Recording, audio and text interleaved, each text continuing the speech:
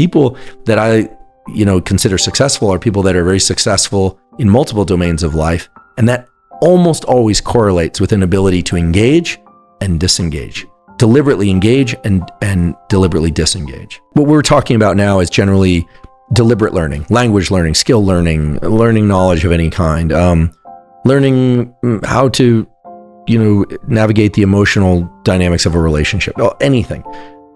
2 phases. One is active engagement and focus. Much of the trigger for neuroplasticity as a process is engaged by dopamine and norepinephrine and a molecule called acetylcholine, which is liberated from multiple sources. That we always talked about how acetylcholine controls the contraction of muscles, but in the brain, acetylcholine mainly comes from 2 sets of neurons, one in the brainstem and another in the basal forebrain, and it serves as a kind of a highlighter, marking particular connections or neurons that later stand a chance to become stronger. So let me give an example. I don't speak a second language, but let's say I decide I was going to learn conversational French. I would learn some nouns or some verbs. I would focus on this, and the greater degree of focus that I bring, the greater amount of acetylcholine is released at that time, and at the particular locations in the brain they're involved in enunciating the words and writing the comprehension, multiple spots within the brain. That kind of marks those or flags those areas as potentially changing later. But the actual rewiring of the nervous system happens during states of deep sleep or sleep-like states. And so so when we say neuroplasticity, the brain's ability to change in response to experience, that's a 2-part process. It's a process. It's not an event. We always think about things as events, but in biology, almost everything is a process.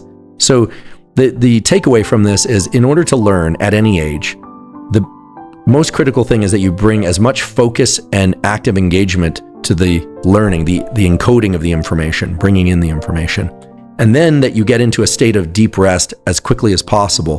Typically, that would be the night after you learn, after you have this trigger. But there are some beautiful studies published in Cell Reports last year and the year before showing that people who take a 20-minute nap within the 4 hours after these triggering learning, or people that do a non-sleep deep rest type protocol, even just sitting there quietly and not doing anything, they learn much faster. In other words, the brain rewires much faster. Isn't that interesting? It's very interesting, and what's happening is very interesting. We've long known that during sleep, there's a replay of the neurons in the same sequence that they were played during the activity in the earlier in that day. Sometimes even backwards for some reason. It's like the song's played backwards at night. Who knows why? I don't think we should focus too much on that right now. But that replay is the consolidation of the information. You learn. This is why you try something physically, try it physically. You can't do it, and then you come back a week later and voila, you can do it. You had the opportunity to change the neural circuits so that now you can do it. These non-sleep deep rest or these shallow naps of 20 to 30 minutes also create a replay or a firing of the neurons. But there's an additional tool. I should say there's a tool which is get as focused as you can, but then relax as deeply as you can. For how long? If you're going to be focused on something, is there a certain amount of bandwidth we have where it's productive and then it becomes unproductive? Yeah, and it varies for people, and some people use pharmacology to override what I'm about to say, but generally after about 90 minutes, we exist on these so-called 90-minute ultradian cycles. Everything in sleep is a 90-minute cycle, everything in waking is a 90-minute cycle. If you sit down to work and you're like, all right, I'm finally doing it, I'm gonna turn my phone off, I'm gonna write this book. You just wrote a book, so quite nice book, by the way. I enjoyed reading. I'm learning a lot from it. People should read it. Is it out now? This is not a promotional thing by design. It's good. I learned a lot. I learned a lot of science about nutrition. Yeah, thank you. Yeah. It's meant to be. It's in the ocean. Yeah, it's out in Australia. It'll be out soon. Okay, cool. I think by the time this goes up, it'll be out. Yeah, I learned a lot of nutritional science. Right. I mean, as you know, I'm not purely plant-based, but I try and eat like it's... Yeah. You're doing a great job. I'm trying. Okay. Your audience can send me some information. He's doing a great job. I'm trying. Trust me. I'm always trying. So, you read this information, you bring in the information, and then but after you're working on the book, and you're like focusing, and of course, people think that the expectation is that you're going to be like a beam of focus for 90 minutes. That's not the case. You can flicker in and out. You're going to get distracted. You bring yourself back. I mean, focus is an active process of bringing that spotlight of attention back. It's always much easier without the phone. Much easier without the phone. Much easier using a program called Freedom, free program online where you can just turn off the internet. Mm-hmm. I'll tell you, it's very painful, as you know, and yet there's something deeply satisfying about completing one of these 90-minute bouts. You really feel good in your brain and body because we were actually designed to do this. It definitely feels like a grind at some stage. Oh yeah, and that friction and that anxiety sometimes that we feel is adrenaline. It's supposed to be stressful to learn. It's this idea that we just sit back and learn, or that, movies have really destroyed the notion of learning. The idea that you're going to like pick up the sword and suddenly have the skills. Forget it. It's like, this doesn't work that way. I mean, it's friction, and some days are good and some days are worse. If you slept better, generally it's better. People are always trying to optimize how much caffeine, background noise, yes music, no music. You have to tweak things according to your circumstances, but after about 90 minutes, you should really take a break and let your mind go idle somewhat. Ideally, you would take a 20-minute nap or a 30-minute nap or do a non-sleep deep rest protocol within the first hour to 4 hours after that.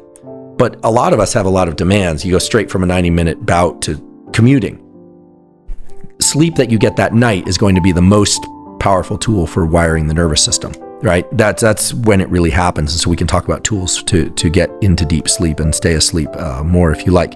But there's another thing that you can do, which is that there's a beautiful literature on what's called gap learning effects, where let's say, and this has been looked at for physical skill learning, for music learning, math, etc., where if every couple of minutes, just randomly during your intense learning or focus, you pause and you just take 10 seconds and do nothing. Just let your brain idle, eyes open or eyes closed, doesn't matter. What happens is your rates of learning actually increase. And the reason is, now they've done neuroimaging on this, really excellent studies published in great journals, show that during those little gaps that you're taking, there's a replay of the neurons very fast at something like 10 or 20x the speed that normally they would be rehearsing it. So you're getting more repetitions by stopping every once in a while. Now you actually have to do the work, and how many of these to insert, and it should be random. So there are some free apps out there where you can set like a random buzzer, or just every once in a while you're writing or trying to do something, you just pause and do nothing. Where was that tool when I was going through school? Yeah, exactly. And I think that the science on this dates back about 20 years, but it's only now that there's enough of what I call a kind of center of mass around these studies that really point to the fact that gap learning effects are really strong. They're very beneficial. You learn faster. So it's focus, rest. And that can be done on the micro level, like within that 90-minute block. Let's just make up a number for fun so people have something to anchor to. If you're going to sit down and do an hour of work, let's say for every 60 minutes of focus or learning that you try and do, introduce 30 gaps of 10 seconds at random, and truly at random, not on a regular interval. And then sometime later that day, if you can, do an NSDR, non-sleep deep rest. And if you can't, okay, no big deal.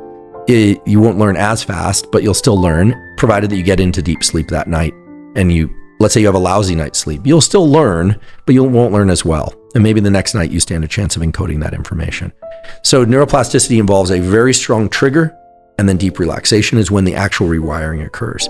And there are exceptions to this, but I should just mention, because it brings us back to an earlier point, that when you think about the tools that people use to enhance focus, Ritalin, Adderall, L-tyrosine, excessive amounts of caffeine, nicotine, those all help with the trigger part, but they don't help with the relaxation part.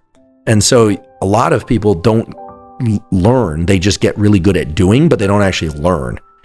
So very effective people, regardless of workplace or activity, sport or cognitive work or otherwise, perform very well because they're very good at regulating the seesaw of focus, relax, focus, relax. And in the long term, it also is very health enhancing as opposed to health depleting. I mean, I know a dozen or more people who have done very, very well in business or academia who are a mess.